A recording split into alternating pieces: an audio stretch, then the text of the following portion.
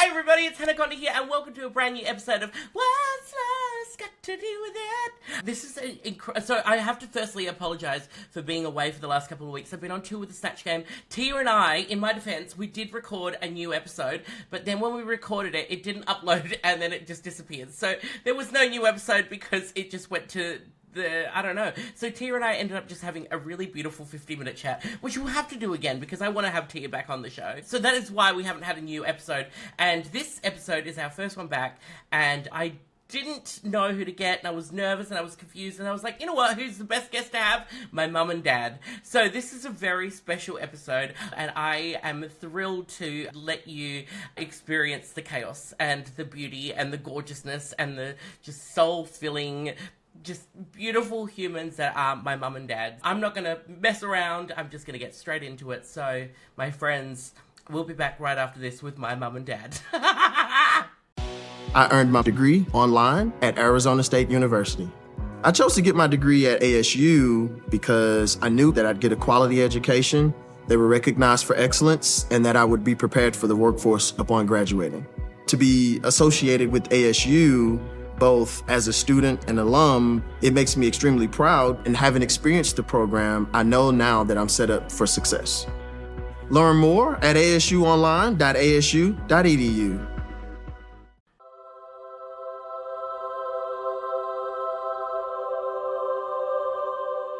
Hello everybody, and welcome to a very special episode of What's Love's Got to Do With It? We are back from the break, and I'm so excited to introduce my special guests, which are my mum and dad! Yay! Yay! Sorry for the delayed response. No, that's all right. It's a late in the day. Yeah.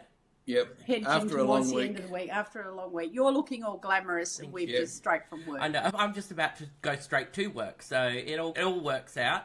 It all works, But yes. just so everyone listening at home knows, so my dad is Michael and my mum is Jonine. I will be referring to them as Michael and Jonine. No, I'm joking. I'm going to call it's mum and dad. If you hear a man's voice, it's dad, and if you hear a beautiful lady's voice, it's mum. So that's just for those who are not watching it visually.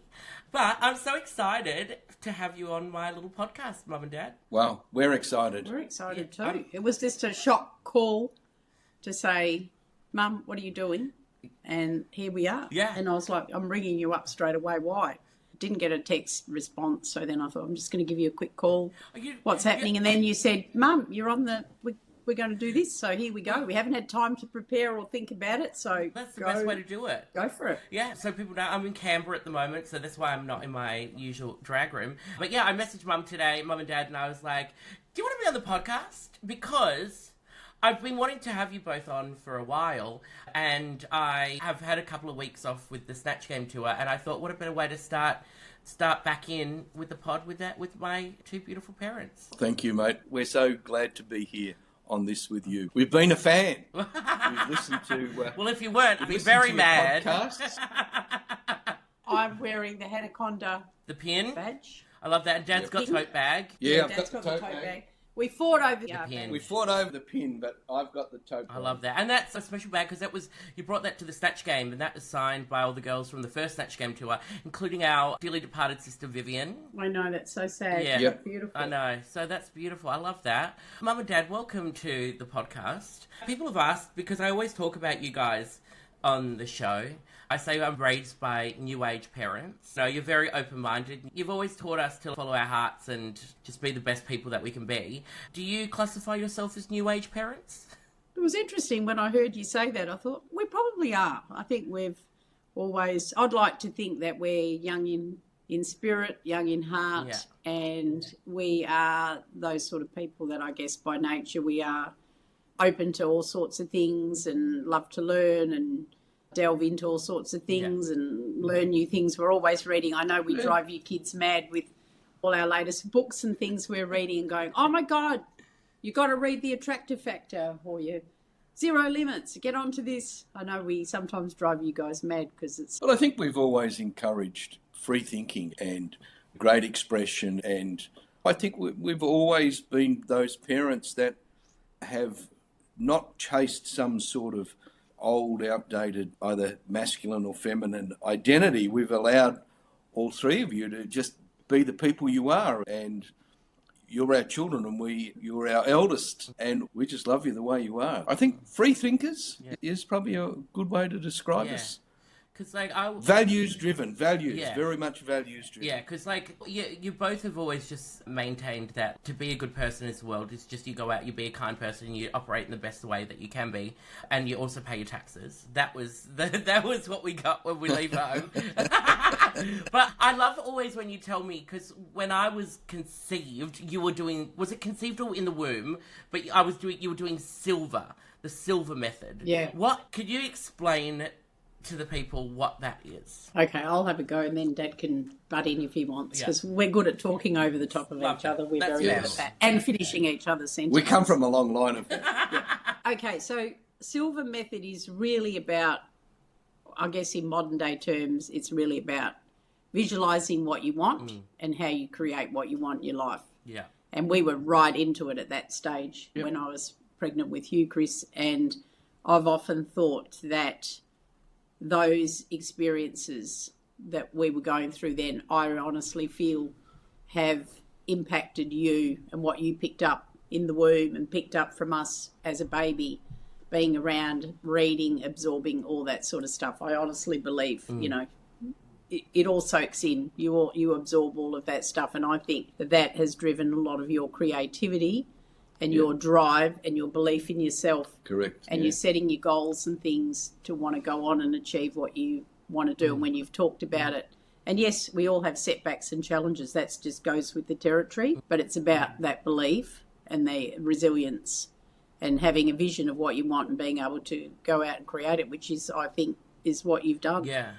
And because, when you told me about that when I was probably a little bit older, so, it was only probably the last few years that you started talking about that, and it made sense because I felt like I have this, I call it my little power, is that when I go into a certain place, I always attract people.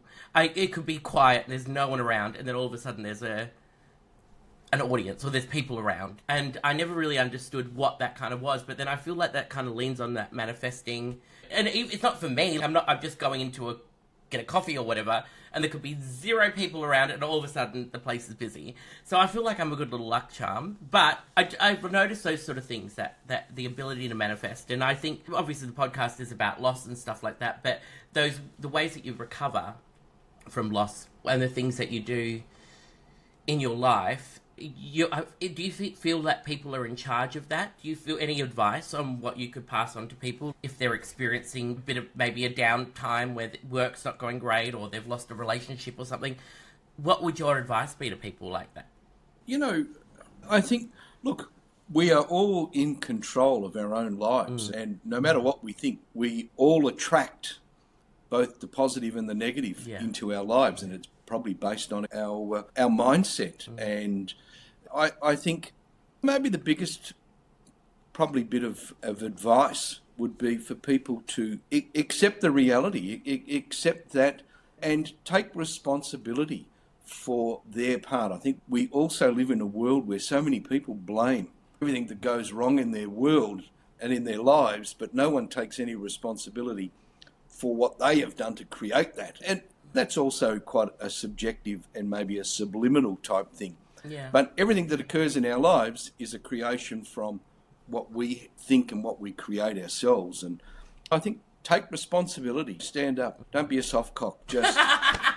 I love that. We need that on a T-shirt. Don't be a soft cock. We've always said to all 3 of you, be responsible for yourselves. Be good people and work hard.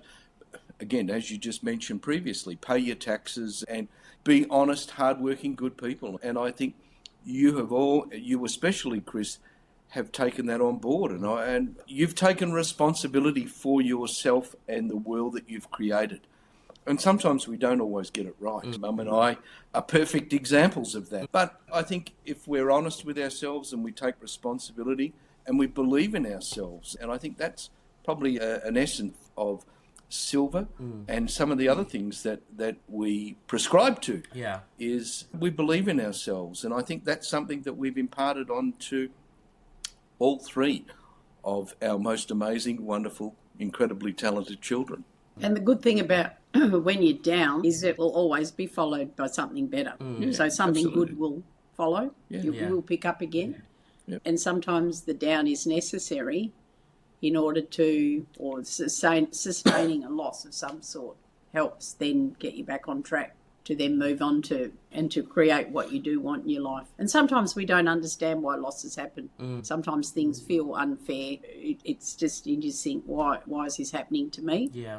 But I think it's the ability of being able to acknowledge where you're at and it doesn't feel great, and then try and work through it and keep your mind on where you want to go and what you want to achieve and do. And if you have that mindset, something will follow, something will happen. But I do think also you just have to be patient. Yeah. Because things don't always happen quickly and don't always happen in the time frame that what you want. Yeah. No. And the other thing too is that sometimes what seems a loss is actually not a loss. It's actually a positive thing, but you can't see it at the time because you miss out or you dip out on something or something doesn't happen and you think, oh my God, why is this happening to me? Yeah. And then further down the track, you realise, geez, I really wanted that to happen, but now I'm actually glad that didn't happen because I think, and I know, Chris, you and I have had this conversation before. Especially when like drag race, down, the first time when I didn't get in. Yep, I said, Chris, not your time. Yeah. You're not meant to be doing this. Yeah. This is not your time. And whilst it's hugely disappointing and sometimes unexplainable, and you just think you can't fathom, how does this happen? I thought this and then now this. There is sometimes no explanation. Yeah. But I feel the universe is leading you down a different path and is saying, that's not for you at this moment. The better timing for this is this. And I think that's just how things go. And that's how I've coped with loss and things in my life. And I try and impart that onto you kids. Because as a mother, it's horrible when I see you miss out or things don't go to plan or whatever. I hate when you're in that space. But as a mother, I feel like it's my duty to try and encourage you to hang in there. Yeah. Be resilient. You'll get through it. You will get to the other side. And for whatever reason, it wasn't meant to happen that way. Yeah. And it will work itself out. That's what I've I do now. Like I look back, and you've never been the parents that go, everyone gets a medal. You're not that kind of parent, but you go, this is a learning experience for you. Rather than, I think sometimes parents these days to go, oh yeah, everyone has to be, but sometimes, and you can't, and that's not life. That's not the reality of life. You're not always a winner. You can be a winner in your own world, but you got to feel that experience of not achieving something or not getting something that you want, because otherwise, what's the point? What are you doing? You know what I mean? Because then you don't know when you do achieve something, that feeling of that gratification, and you're like, fuck, that's what it feels like. You know what I mean? And I think you've both been great examples of that. You've had your ups and your downs, and you've always showcased that, you know what, even when it's down and things aren't working, you figure out ways to fix it and make it a positive, which I don't think is commonplace for a lot of families and people, I don't think. Well, and the other thing too, can I just say, as you're saying that, Chris, sometimes there is no answer. Yeah. And that's okay. And I've said to you kids also, sometimes you don't know what to do in the situation you're in. I've been in that many times. My advice to you guys has always been, when you don't know what to do, you just stay in the space of where you're at, in the loss, the challenge, the difficulty, the sadness, the disappointment, whatever it is, stay in that space, just deal with that emotionally, and eventually it will pass. It always passes, and something else better will come. And it may take a bit of time. You will get to the point where you will go, oh, actually, I think not getting on to Drag Race season 1 or whatever it was has probably worked out better for me. I think season 2 might have been better for me, or the timing was better for me. Right now I'm more prepared, I'm in a better shape for it and all of that sort of thing. And I think that's just how I've approached life. And you always get setbacks. Doesn't matter how good you are or how confident you are or whatever, setbacks will always come and there will always be resistance on your path. But it's your ability to be able to keep going and see that it's either I need to change path, or there's a lesson in this for me, or I've got to just keep going. Or I'm not sure what I need to do, but I'm just going to keep going. I think that's a big thing. And I think that's where a lot of people really fall over, is when they are faced with that loss or something goes wrong or whatever. The society that we're in, they're very simple. They're very quick to just walk away and just not deal with it. Yeah. It's easier to put something under the carpet and then just hide the feeling and just not deal with it. And there's so many ways to avoid everything now. You can bury your head very easy these days. And I think, look, Mum and I have never been those people to not deal with things. At times we've probably dealt with things probably slower than what we would like. But at the end, I think we've at least had the courage of our own convictions to want something better in our lives and to realise that things will come to you. You've just got to work at it and keep doing it. And I think for us, celebrating this year 40 years of marriage, and it's not always been a smooth ride, but we've stuck with something and we believe in it. We believe in ourselves. And I think as individuals, I think we believe in our own abilities and what we bring to the table. And I think far too many people just drop the bundle and look out for the next easiest simple thing and without doing the tough things. And even in as we are in our 60s. You're looking great for 60, I tell ya. But we still get up every day. We still have our goals. We still have things we want to achieve. And, we still have personal goals. I still have personal work-related goals and things that I want to achieve and be able to do and contribute to society, learn, do things. And I'm interested in all the things that you guys do. And I think that keeps us young as well, talking to you guys, you and Tim and Amy and your world and what you operate in, your viewpoints and all of that sort of thing. And I know every now and then I piss everybody off where I'm like, say stuff and everyone's like, Mum. But overall, You're doing there's pretty some good. things that I might have strong opinions on, but overall, I try to listen to and be involved and engaged with what everybody's doing. And I think that's what keeps you young. And we've still got lots of goals and things that we want to achieve. Yeah, and I see that all the time. And I think the one thing that I feel very honoured, and I know Tim does as well, being a gay kid, but I know Amy does, just being just a regular run-of-the-mill heterosexual. But the fact that two gay boys have found parents like you that have...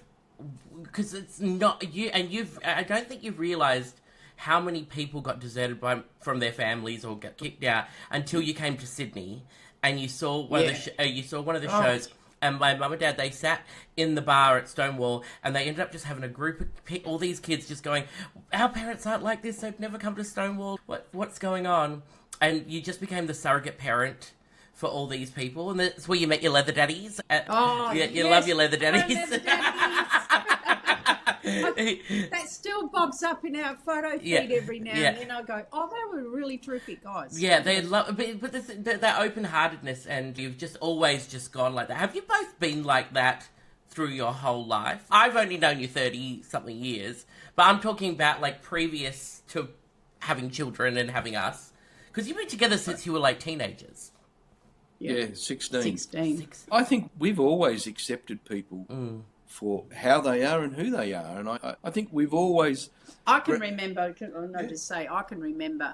when we did ballroom dancing, and Dad and I, that's where we... Mum and Dad were ballroom dancers. And there were some gay people in the ballroom dancing world. Are you serious? Gay people in ballroom dancing? I know, what? I know. It's hard to believe. But these people were a bit older than us, and they were like the dancing teachers and things like that.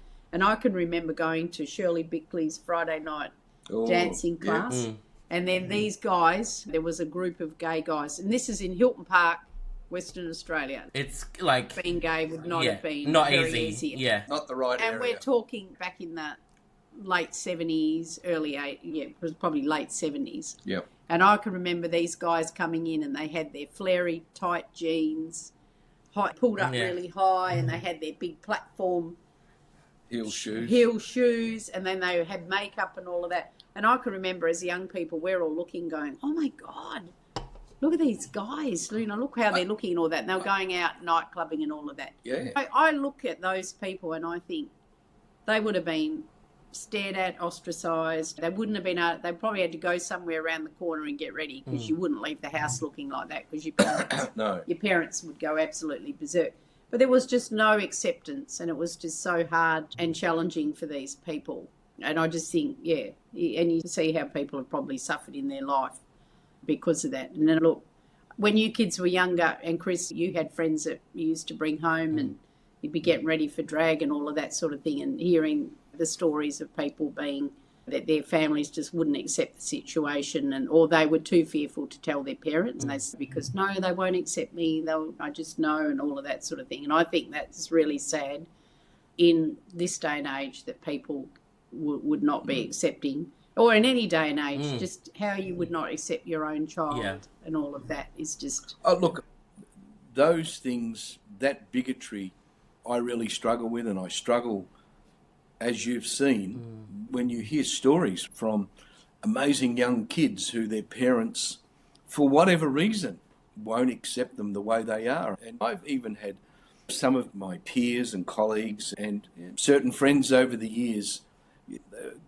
almost question how do I react when I know that I've got two gay sons, and it's my job as a parent is to make sure they become good human beings, do all the right things. My job's not to watch what goes on in their bedroom. It's not... Thank God. No.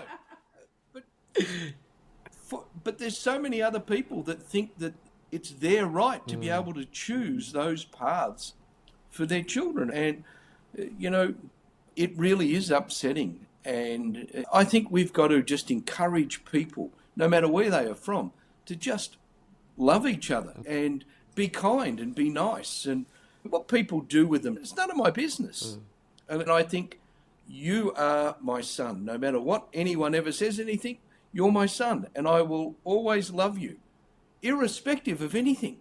And I think, why can't everyone else be like that? Why can't everyone else just love their children? It blows my mind. And love them for who they are. I'd like to think that Dad, through our acceptance and how we are as a family, has also had a positive influence on some of the people around us, because they've seen that level of acceptance, and I think they've learnt and found more acceptance around gay people. And sadly, the people in our generation and older, they've grown up with a lot of prejudice and viewpoints and things like that, and ignorance. Let's just call it, it's absolute ignorance. And they've had those sort of mindsets. And I think sometimes I just walk away from people now if I'm in conversations and I hear something derogatory being said or something. And you hear a lot less of it, I must say. It's true. You hear a lot less, but if I hear it, I'll just walk away.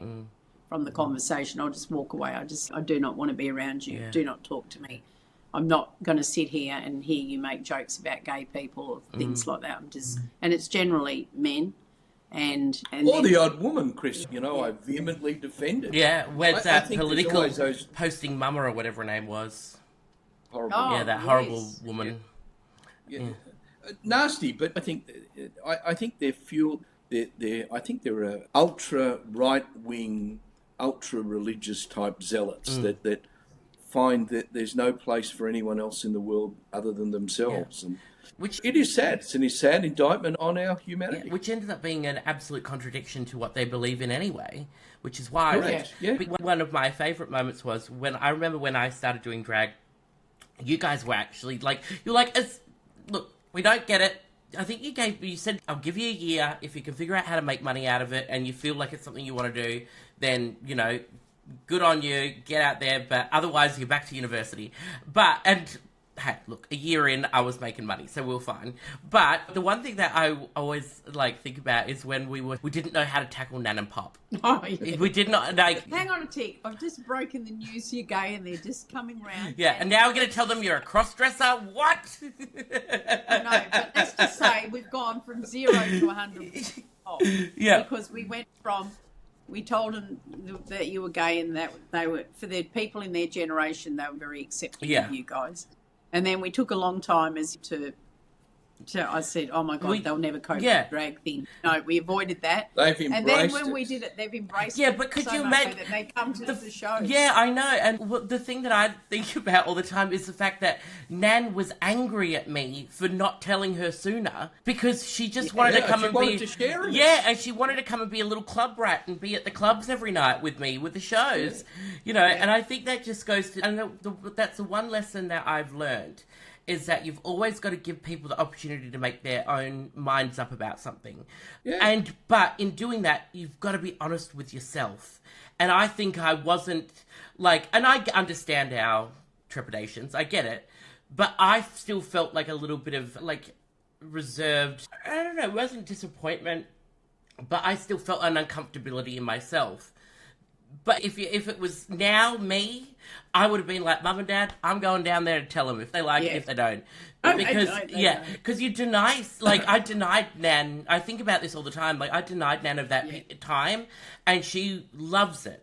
Like, she is at this... Yeah, she absolutely loves it. But we prejudged her. Yeah, absolutely. Look, you're right. I think if you go back in time, we know our parents, we know your grandparents. Yeah. We know that there's almost a sense of conservativeness about them. So it's one thing to say, yes, your eldest grandson is gay, but then to say that you're doing drag. A drag queen. For us, I think there was this fear of how they were going to react. Yeah. And look, I think we got it all wrong from Nan and Pop's point of view, because they have embraced the drag world, I think, especially when it came to RuPaul. Oh, they loved it. They watched the whole season. Yeah. Thank God they're deaf. They don't hear all the things that are said. And also some of the humour goes over their head. Because I'm thinking, I said to them, look, it's a little bit risque. I'm just throwing it out there. Oh, we don't care. We just want to watch it. We just want to see Chris. And they've absolutely loved it. Can I tell you, you guys were away last week when I did the Snatch Game in Perth. I gave Nan and Pop a shout out. Pop would have been up on his feet if he could, but Nan was up. They put a spotlight on her, and she is like waving to the people. And then when I came out to see them at the end of the show, Nan's, I went to the toilet and I just kept getting photos with people. People love it, and I was like, it has been the sweetest thing. And it's been a joy. And Pop's there as well, like with his walker. And as well, credit to your parents, Dad, Nan and Grandpa. They've taken a bit longer to crack, but they've definitely come. They're a bit more conservative, a bit more right wing. Yeah. And Nan's quite religious, but like we've cracked them. Like I don't think they get it, but they are so accepting of it. They even came to my farewell and stuff like that. I don't think the Snatch Game is going to be the place that Nan and Grandpa are going to want to come to. Hey, Chris, though, I got to say, you know what was hilarious for me? One of the funniest moments was, I think it was the Babs tour, you know, when you did it at the Retchabite. And I got the grandparents dropped off at the front and I went to park the car and I said to them all, right, just stay there. Dad was at something else and you were coming later. I said, I just want you to stay there. Don't go anywhere. Just step inside the door, wait for me. I'm just going to go and park the car, and when I've parked, I'll come back with the tickets and I'll get it all sorted out. So they're inside there. They're wandering around. We got walking frames going every which way, and they're trying to get into lifts, and people are telling them. I'm like, oh, my God. Anyway, we get upstairs, go up in the lifts. We get up there, and we start walking towards the door, and this young girl who's on the door looks at us like, you're in the wrong place. You're in the wrong place. Yeah. And I'm like, no, because they're going, oh, we're here for the thing. And they go, no. And I said, no, we are. Look, we got the tickets. I'm showing her the tickets and everything. And you could just see her jaw dropping like, what the hell? Who are these people? These elderly people, what are you doing? And I said, no, we're still connected to somebody that's in the show. And she's like, oh, okay. So that was an interesting thing. But they absolutely loved it. Yeah. Loved it. Every show they've been to, they've absolutely loved it. Yeah. I think that the highlight for me was New Year's Eve. Oh, when we had the burlesque.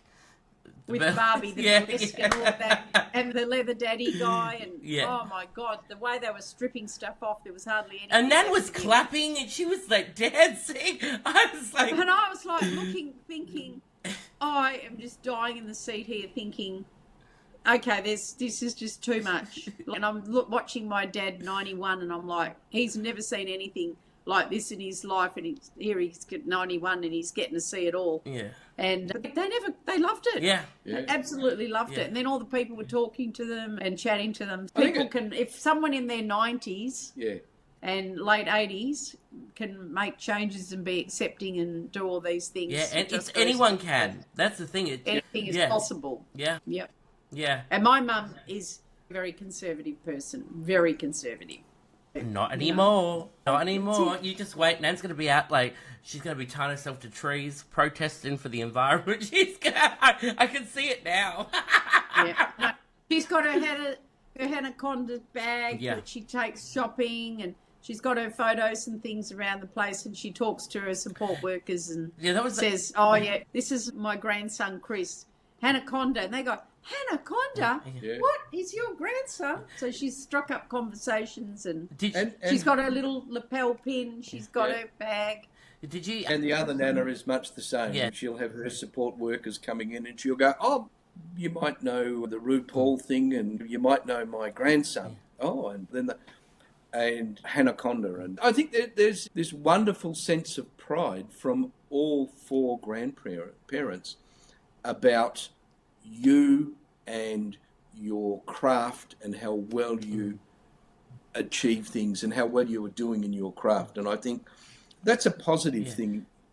But I have to give them a lot of credit for that as well, because, like, especially Nan and Grandpa Nan, I used to go down to her house and watch the old movies, and she used to show me all different things about old Hollywood. There was, like, watch the biblical epics and stuff like that, and then I go to Nan and Pop's and we'd watch, like, Disney movies and stuff like that, and they fostered a lot of the things that now Creativity. I use regularly, and without them I wouldn't have been able to learn that. So secretly they've also contributed to the fact that I am a full-time cross-dresser now, if they want to. But I tell you, the one thing that Nan told me, I was down at Nan and Pop's just earlier this year, and Nan told me that one of her cleaners was coming through, and she said, she pointed at a photo, and it was a grayscale photo from one of my early photo shoots. Yeah. And the cleaner goes, I think it was like the Marilyn Monroe. Yeah, it was like a Marilyn Monroe thing. And the lady goes, "Wow, Barbara, you are such a beautiful woman." And then Dad goes, "That's my grandson."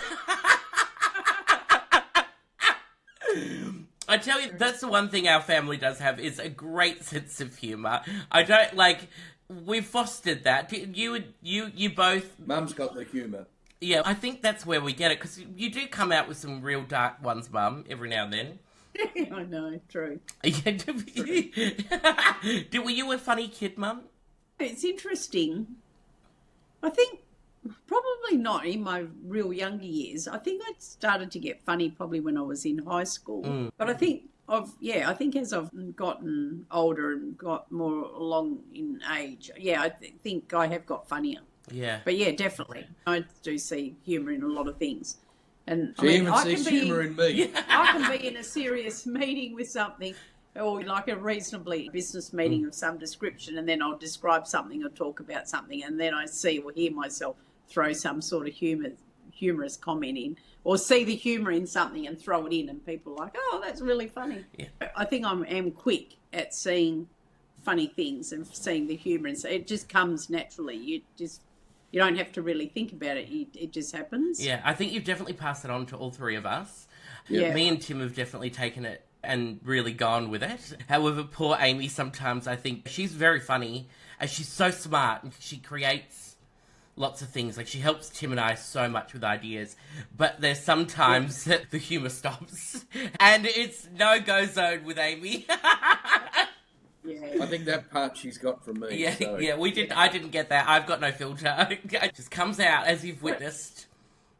But I do think when I reflect back on the three of you and your upbringing, all of you are extremely creative people and you think in creative ways. And I think you were allowed to sort of operate in that space. I think that's the key to it. Yeah. And you loved music, you loved videos, you loved Disney. You had even now, you guys will become so animated when you think about certain movies that you used to watch, and all three of you will break into a certain character and start saying lines out of the movie or whatever. And you've all been like that. You've just been very Performances. Your performers, yeah. natural performers. Yeah. You've always been. I was a quite performer. scared. I remember going to like ballroom dancing with Tim and Amy when they were doing the dancing. I was just a shy little fat kid sitting next to you, Mum, doing my homework. And I think And I'd say, Chris, get up, do give it a go. dancing. It'll be good for you. Yeah. And you're going, no, Mum, don't make me do dancing. I know. I think I pined for it, but I think I had a lot of stuff to like work through myself. True. Yeah, Which you, self-confidence. yeah, Yeah. And like I think that's one thing as well. Before, because we're getting close to our end, but that's one thing that you've always encouraged in us, and which I don't think people should shy away from, is the importance of therapy and talking things through and working on yourself. You've always encouraged that within us. Would you be able to like both quickly touch on like your views on therapy and why it's important? Because I think a lot of people get scared of it. Nothing to be scared of. It's Nothing to be scared of, and I think we are all filled at times with these great barriers, these great walls that don't allow you to express things or to get things out or to move forward. And I think some of the best things from therapy are being able to break down those barriers, to allow the vulnerability to come forward and come to the front of things, so that you can actually start to deal with things. And then you deal with things openly and honestly. I think most people in their lives could do with some just genuine, real good therapy, where they can get out of the shells that they're in and get from behind those big walls or the barriers, and actually start to be the people who they want to be and not be fearful of that. And I think it certainly worked for us. And even now, in our 60s, we continually work on ourselves. We have a goal that every day I want to be a better person and a better human being than what I was yesterday. And as Mum said earlier, we sit there every morning. We're up most mornings at 5. We'll sit there while we're having our coffee and we'll start writing out our goals, and we'll write out our family goals. But we'll talk about things, and we have great discussion. And I think the more open and honest that you can get into your lives, the better it is. And I think therapy allows that to happen. And I think it gives you the tools Yeah. to be able to recognise stuff and be able to work through things. And I think the good thing about that is you can dip in and out. You can go, Dad and I, as Chris, we went through our rough patches in our relationship, and personally, and we went counselling for many years. But I feel like that has been hugely beneficial, not only to Dad and I, but to you as guys. Individuals, but as a couple, but also as a family unit. We're not perfect, and when we all get together, we all yell and talk over the top of each other and all of that.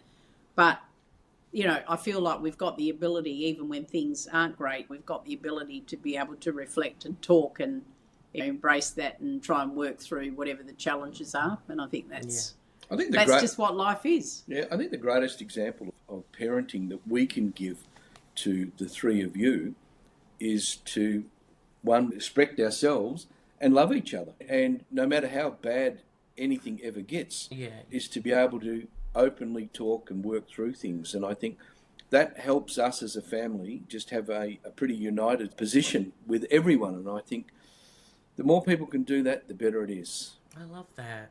And I think also being able to laugh at yourself. Oh, yeah. That's the thing. That's why I think some people think I'm a bit morbid every now and then, because I just, laugh at the real darkest things. But I'm like, if you can't laugh, what can you do? Life's pretty fucked if you can't laugh. But, I know. Tell me about it. But, Mum and Dad, that is the end of our time. I do, because I feel like you've ended on such a beautiful lesson for everyone to take away. Because I have had people ask about therapy and stuff, and they're curious about it, and I think you've just given them such a great answer. If you're feeling like you feel like therapy could be for you, maybe my mum and dad have convinced you. But I think it's I honestly believe, I think the biggest barrier for people accessing therapy is the cost. It can be hugely expensive, and it's hard to find. And also, you've got to find the right counsellor for you. Yeah. One of our sponsors. We've all had those experiences where you've gone to one and you're like, oh my God, that's just not helping me at all. One of our sponsors on this show has been BetterHelp, which alleviates the price of the cost of therapy, but you can also swap your therapist if it's not working. Get onto BetterHelp. That is good. This episode is not sponsored by BetterHelp, but if you want to, maybe it should be. But Mum and Dad, before you go, I've been asking everyone at the end, and I want to keep the tradition going. So, from losses and the things that you've experienced in your life, I want to know from each of you, from the things that you've lost and the things that you've experienced in your life, what are the things that you've found? What is something that you found? Something that I found. Each other. Yeah. Oh! Look, he's a crawler. I love that. I reckon he rehearsed that. Yeah, no, but that's so good. I love it. I think the journey. Over to you, Dan. Oh, shit. Here we go. The Collins family keeps going. We keep going. No, I'll be quick, but I think found, honestly, Chris, the journey of self-discovery, counselling, awareness, and reading and looking into things, and realising, goal setting, what you can achieve in your life, honestly, and how you can overcome challenges. Honest to God, if you stick with something and you put your mind to it and you have that ability, you could be moments away from gold. Yeah, you 3 just feet gotta, from gold. You just got to keep going. And that's what I've found. And I've had so many times where you feel like all is lost, and then all of a sudden It all comes something together. pops up and it all comes together. So that's something that I have found through my own experiences in life. Don't shy away from the challenges, just keep going. Yep. I love that. I think from a loss point of view, I think when you get... found. Yeah, but because... Yeah, no, but it's all comes... But I think if you get stuck in a really horrible negative mindset, at times we've all been like that. Yeah, we all have, yeah. The thing that really stands out about what you lose is opportunity. And I think as you can continually work on yourself, improve yourself, the opportunities actually are there and they come back to you 100-fold. But you've got to believe it. You've got to be able to take that and grab the bull by the horns. And I think for me, the things that I've found is the more that I feel good about myself, that I love myself, that I love my family, love my wife, I love my children, the better I feel, the more opportunity that comes to me. And I think one of the best things that I could ever do every morning is feel incredibly grateful for the life and the family that I have. And that's the thing that you find. Yeah. And that's another thing too, gratitude. Yep. Being grateful for what you have is a great mindset for attracting more other things into your life. Yep. Gratitude is is everything. the start of it. Yeah. Mum and Dad, that is a beautiful way to finish. Honestly, thank you. I think you've been my favourite guests. Can't you say that to everybody? No, I don't. But Mum and Dad, I love you very much. Thank you for joining Love us. you too. Thank you so much, Chris. Thank No, Yeah, thank Love you. it. I think this is just a lovely little chat. I really appreciate it so much. So, everybody, I hope you're giving my mum and dad a round of applause wherever you are. But I won't ask you to sprint your socials because you've got lives and I don't want to ruin your lives with all Drag Race fans coming and harassing you. I think I will leave the socials to you and Tim. we can do that for you. But mum and dad, I love you very much. And thank you for being here. Love you too. Love you. All right. Thank you. You're welcome. All right, my friends, we'll be back right after this.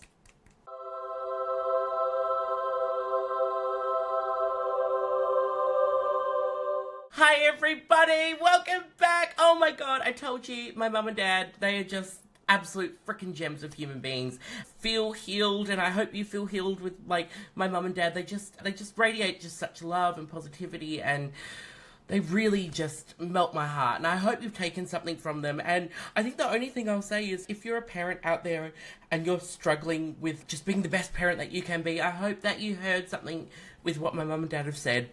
They've always just led with just being kind, good, unconditional, loving parents and just accepting us for how we are and who we are. And all three of us have turned out all right, I suppose. So, so I hope you've taken something from that. But I'm going to leave you on that chat with my mum and dad because it was just really special. So thank you for listening. It's an honour to be back, and thank you for tuning in to What's Lost Got to Do With It. And we'll be back very soon with another episode. But for now, I'm going to leave you to it. Have a great week. Be fantastic. Be the best you that you can be. And I love you. I'll see you soon. Bye.